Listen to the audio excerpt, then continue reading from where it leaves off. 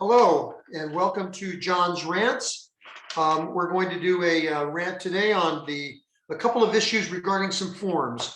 I want to make sure that everybody's feeling comfortable with the new RPA and a couple of risk management issues. And I also want to tell you about a form that's coming out in June. So first of all, let me tell you what's going on with a new form in June. There's a law that's going into effect on July 1st, and basically it is a response to some fair housing concerns that have been expressed at both NAR and CAR with appraisal issues. Apparently, there's been some evidence that if you are a member of a minority group, you do not get an appraisal done as fairly and non-discriminately as if you were a person, a Caucasian person. And so the legislature in California passed a law that wherever there's a transaction where an appraisal is going to be done, the parties need to be warned that they have a right to report discriminatory appraisal issues, and the burden is going to be placed on realtors to make sure that their buyers and sellers are aware of this right. CAR is going to take the lead, and they have prepared a new form which will come out in June, a month before the law goes into effect, and it is called the Fair Appraisal Act Advisory. It will be bundled with your RPA and other documents. It will be used in every transaction where there is an appraisal, so pretty much most transactions. They will probably also tweak the RPA to check off the box under advisories. And what it does essentially is it's a little 2-paragraph form that tells the parties that they have a right to a fair and unbiased appraisal. And if they believe that they are discriminated against, a phone number and a link where to complain. So that comes out in June. Additionally, in June, they're going to start making a couple of upgrade tweaks to the RPA. Essentially, they're taking comments from membership now. If you have a problem, a real problem with the RPA, something where you've noticed an inconsistency or you've noticed some type of a problem, that you're going to be able to send your comments to CAR, and they'll probably do some minor tweaking of the form to take into account any problems that come up in the marketplace. Of course, the association will provide you with updates on anything that comes up between now and June, so that when June does roll around, you'll be able to be right on top of things. However, you are urged, if you haven't done so already, to take a class on the RPA. The association is offering numerous classes and programs to keep you current. So a couple of things have come up as we're starting to get into the use of the RPA. Obviously, I don't use it as a realtor. I'm just the lawyer for the association and for my brokerages. And so we've noticed a couple of risk management issues that I want to bring to your attention over the next few minutes. This does not replace a real class, but just some things just to keep an eye on. First of all, I don't care how well you are with the use of the form. Most of you have been using the form that no longer exists for a long time. You felt comfortable with it. You knew its ins and outs, and you're just starting to learn that with the new RPA. It's only been out about a month and a half. Obviously, all of us are learning things as transactions come up and questions and issues come up.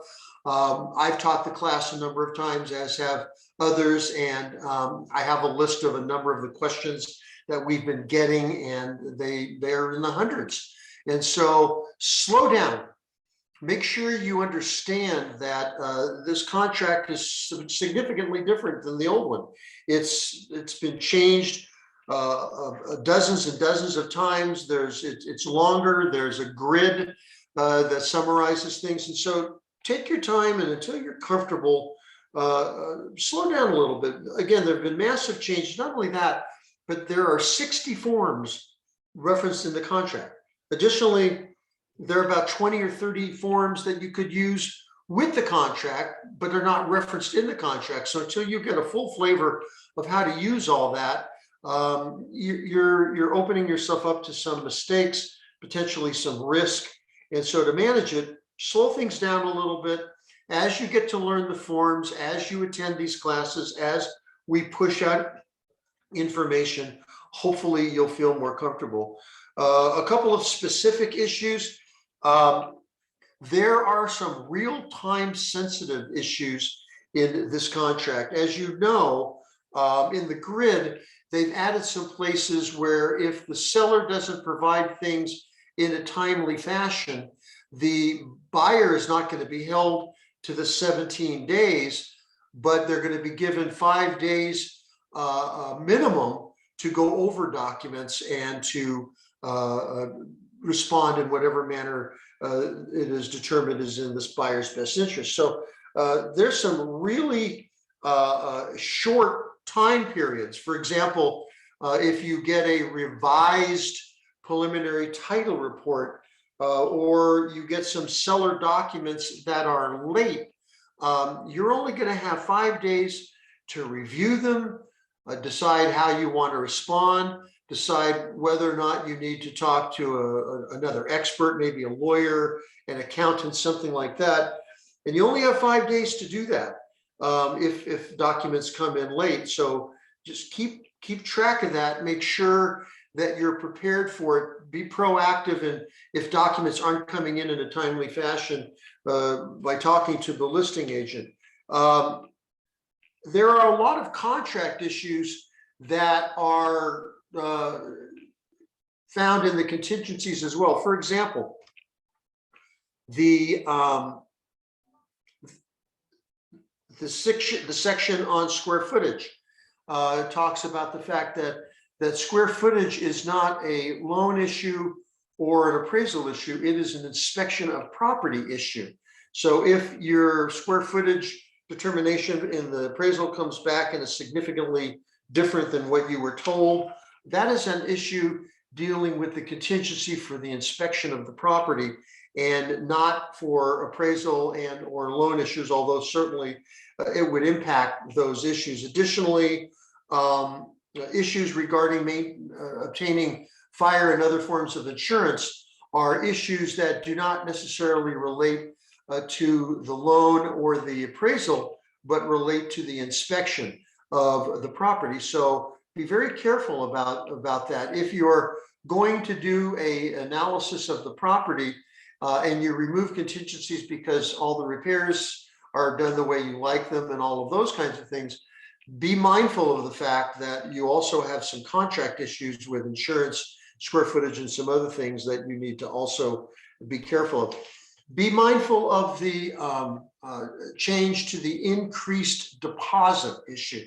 As you know, you are entitled as a seller to retain up to 3% of the purchase price as damages if the liquidated damages clause is initialed, and if the buyer intends to occupy the property, the limit is 3%. There's some other factors that go into it as well. Some agents are offering a smaller liquidated damages at the beginning of the contract, but are indicating that if all the contingencies are removed or some other issues crop up during that first few days, that they'll increase the deposit to a higher number. And you need to remember that if you're increasing the deposit, you also need to be mindful that there is a DID form, a delivery of increased deposit.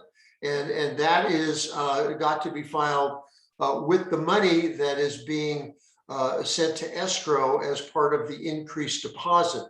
So that's in the grid and is also referenced in the body of the contract. So you need to be very, very cautious. Take a look at paragraph 5A2 it talks about the increased deposit in a greater length. Also remember that the loan and the appraisal contingencies are separate. If you remove one, it doesn't affect the other, even though the reality is that, practically speaking, the loan and the appraisal are tied together very significantly. Their removal and how you deal with them are separate. They're not connected in terms of the contract. So if I remove my loan contingency, I am not necessarily removing my appraisal contingency. Again, remember that that there are lots and lots of dates, and you need to really strategize with your client how contingencies are going to be removed. There could be insurance issues. There could be other issues that are not part and parcel of some bigger pictures. So you need to be careful and take a look at the contingency removal form that was updated to coincide with the new RPA to make sure you understand how you want to remove contingencies, when you want to remove contingencies, whether you're removing all contingencies or just a few. Again, remember that late delivery of certain documents, particularly the transfer disclosure statement, give rise to a continued right to cancel. The buyer will have the right to cancel for 3 to 5 days until after the seller has provided a complete transfer disclosure statement. That means that all of the sections are filled out properly by the seller, and that the Avid form and or however the seller's agent is going to fill out their portion is done correctly, and that it be delivered properly. So keep in mind that those are statutory issues. What happens if you've removed contingencies and you get documents that are late? It does not necessarily, and in most cases does not, revive the contingency. So you need to be very careful about that. So does that mean you're dead in the water? Not necessarily. You know, number one, don't give legal advice. You need to make sure your client talks to a lawyer. If they're getting documents that they're unhappy with, but are delivered after the contingencies have been removed, you may have a claim for fraud. You may have a claim for a type of fraud called inducement fraud, where if you can establish the seller never intended to comply with the contract, you might have a right under those circumstances to bring a claim. You might also have a claim under misrepresentation and or fraud. Certainly, if the seller has agreed to provide certain documents and fails to do so, you may have a claim for breach of contract. There may be a claim for the covenant of a breach of the covenant of bad faith, of good faith and fair dealing.